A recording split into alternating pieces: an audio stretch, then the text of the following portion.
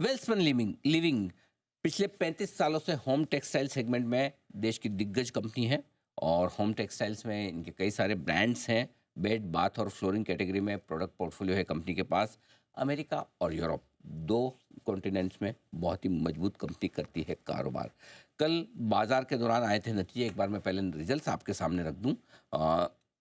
आय 15% बढ़कर आई है। एबिटा यानी कामकाजी मुनाफा एकदम फ्लैट रहा है 358 करोड़ के आसपास का, और मार्जिन्स 14% से घटकर 12% पर रहे हैं, और मुनाफा भी एकदम फ्लैट रहा है 200 करोड़ से बढ़कर 202 करोड़। आइए मुलाकात करते हैं कंपनी की एमडी और सीईओ दीपाली गोयनका जी हमारे साथ कार्यक्रम में शामिल हो रही हैं। दीपाली जी, गुड मॉर्निंग, स्वागत है आपका जी बिजनेस पर। धन्यवाद हमें समय देने के लिए। और सबसे पहले आपको और वेल्सपन ग्रुप के सभी आपके सहयोगियों को दीपावली की बहुत बहुत शुभकामनाएं। उम्मीद करें कि जिस तरह से आपके लिए पिछला पूरा एक साल रहा है, पिछली दिवाली से अब तक इस दिवाली पर पूरे ग्रुप के लिए उतना ही बेहतर, उससे बेहतर, उससे ज़्यादा मजबूत साल आने वाला हो, ये हमारी शुभकामनाएं।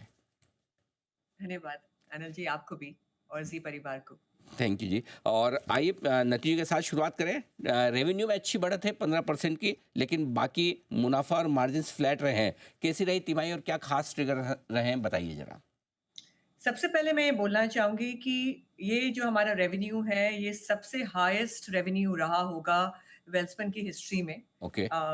ये जो आप बोल रहे हैं जो मार्जिन का फ्लैट है, actually geopolitical issues Anil ji काफ़ी कुछ इसमें उनका योगदान रहा है एक्चुअली। बिकॉज़ अब रेड सी का जो डिसरप्शन रहा है, उसके कारण इस पे इम्पैक्ट रहा बिकॉज़ हमको ना तो कंटेनर्स मिले, ना शिप्स मिले टाइम से और इन्वेंट्री हमको बनाकर वेयरहाउसेज़ में रखनी पड़ी बिकॉज़ क्वार्टर 3 जो हमारा है और क्वार्टर 4 हमारे रिटेलर्स और कस्टमर्स का है, वो हमारा हॉलिडे सीज़न होता है, टाइम बाउंड होता है, उसके लिए हमको इन्वेंट्री रखनी पड़ी। इसलिए we had to really hold on that much of inventory, तो मार्जिन्स में थोड़ा-सा इम्पैक्ट उसके लिए हुआ।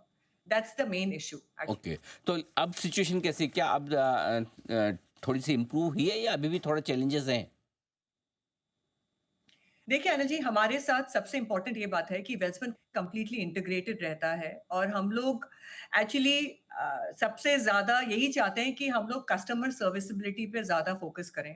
जियोपॉलिटिकल इश्यूज़ अभी भी कंटिन्यू करेंगे, but I think things are going to cool down as we go forward, तो we are feeling pretty positive about that actually, Anil ji. Demand पे मैं आपसे एक थोड़ा व्यू लेना चाहता हूँ। दोनों इंडिया और यूएस, यूएस भी आपके लिए बड़ा स्ट्रॉन्ग मार्केट है, बड़ा मार्केट है। वहाँ किस तरह की डिमांड है, और भारत में? देखिए, 2 चीज़ें हैं। अगर मैं पहले यूनाइटेड स्टेट्स और ग्लोबल आपको एक पर्सपेक्टिव देती हूँ, फिर मैं इंडिया पे आती हूँ। यूनाइटेड स्टेट्स में आज अगर मैं देखूँ तो फेड रेट कट्स हुए थे सितंबर में, उसके कारण इन्फ्लेशन कूल डाउन हुआ। इस क्वार्टर का जो जीडीपी हमको सितंबर में दिख रहा है, वो तो अराउंड 3.4% है, एनुअली अराउंड 2.8% दिख रहा है। सो रिटेल सेल्स थोड़ी-सी बुओयंट दिख रही है बिकॉज़ जो क्वार्टर 3 हमारा है और क्वार्टर 4 उनका है, उस टाइम उनके टारगेट्स रहते हैं हॉलिडे सीज़न के, तो वो अराउंड 3.4% रिटेल ग्रोथ दिखा रहा है। सो डेफिनिटली मार्केट्स उस तरह से चलेंगे, बट मैं फिर भी इसमें वर्ड ऑफ कॉशन देती हूँ, कॉशियस ऑप्टिमिज्म के हिसाब से बात करती हूँ। मैं यूके, यूरोप में भी बोलूँगी, वहाँ पर भी रेट कट्स हुए हैं। तो इसलिए इन्फ्लेशन थोड़ा कूल डाउन हुआ है, थोड़ा-सा वहाँ पर इंक्रीमेंट लग रहा है in the terms of consumption. और सबसे पहले एक चीज़ बहुत इम्पोर्टेंट बताना चाहूँगी कि इंडिया सबसे ज़्यादा ब्राइट स्पॉट में है इंटरनेशनल सप्लाई चेन के लिए।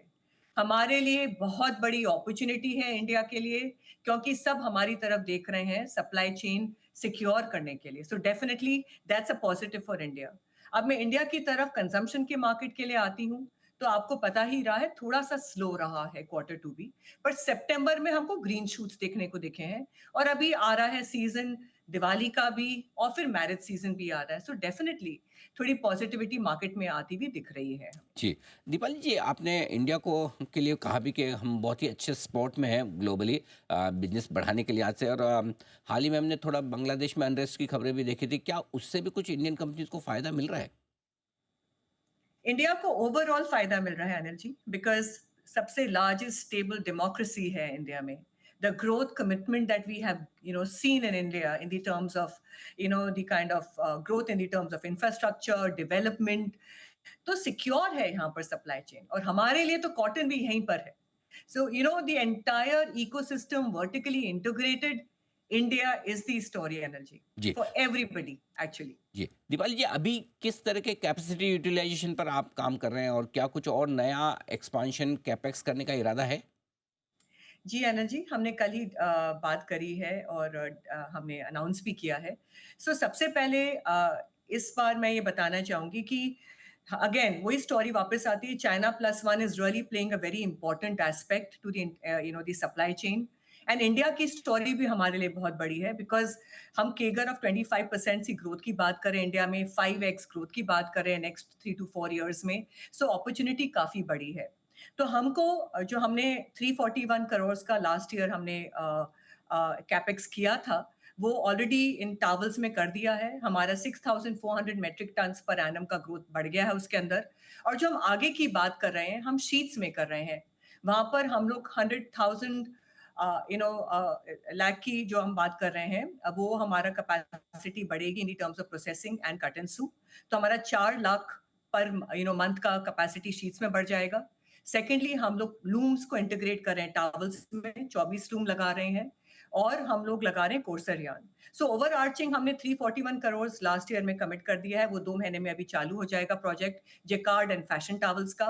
और जो हम आगे की बात करें, 709 करोड़ की बात कर रहे हैं, 2 साल में हम लोग इन्वेस्टमेंट करेंगे।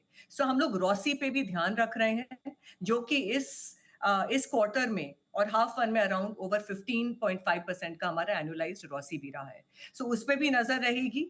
प्लस हम एक्सपेंशन भी कर रहे हैं और डेफिनेटली हमारा जो टॉप लाइन है, इससे ओवर 1,000 करोड़ का टॉप लाइन भी बढ़ जाएगा। परफेक्ट। क्या ये माने दीपाली जी कि पहले 6 महीने के कंपैरिजन में वेल्समन लिविंग के लिए अगले 6 महीने इस फाइनेंशियल ईयर के वो ज़्यादा बेहतर रहेंगे? यदि हाँ, तो कितने? जी, हम एक चीज़ बस बोलना चाहेंगे, I will maintain my growth of around 10 to 12%. Welspun Living will maintain that growth in the hmm. top line revenue and maintain the 15 to 15.5% in EBITDA. That is where we are looking at our growth, energy, because global scenario है, cautiously optimistic चलना पड़ेगा, geopolitical मुद्दे हैं, so definitely there, but yes, जो हमने commitment दिया है, वो रहेगा। परफेक्ट, बहुत बढ़िया। एक आखिरी सवाल डेट को लेकर, वाई वाई आपका डेट थोड़ा सा बढ़कर आया है, 1832 करोड़ के आसपास है। थोड़ी बढ़त इसमें दिखिए, क्या प्लान है इसको लेकर? हमारी डेट जो अभी 1800 आपको दिखी है, वो हमने जो मेंटेन किया है कि 27-28 तक हम इसको लिटरली 200 करोड़ तक मिनिमम, 0 से 200 तक ले आएंगे। इस बार जो रहा है, 2-3 चीजें रही हैं। इसमें इम्पैक्ट रहा है अगेन रेड सी का, बिकॉज इन्वेंट्री का ज्यादा इम्पैक्ट रहा है। तो वो एक इम्पॉर्टेंट वर्किंग कैपिटल के कारण हमको थोड़ा सा इम्पैक्ट बढ़ा है, इन्वेंट्री होल्ड ऑन का और working capital का impact का. So that is where I would say, Anilji, that has been something that we have seen an impact. Otherwise, we will maintain what we have said actually. Guidance maintain रखा है पूरे साल का, और शुरुआती कुछ महीने थोड़े से मुश्किल बन रहे हैं ग्लोबल माहौल की वजह से। उम्मीद करें कि अगले 6 महीने में परफॉर्मेंस और बेहतर होती दिखेगी। दीपाली जी, बहुत बहुत धन्यवाद, आपका समय दिया आपने और हमारे दर्शकों को अपने नृत्य के बारे में विस्तार से बताया। और एक बार फिर से आपको दिवाली की बहुत बहुत शुभकामनाएं। धन्यवाद आपको। Thank you so much.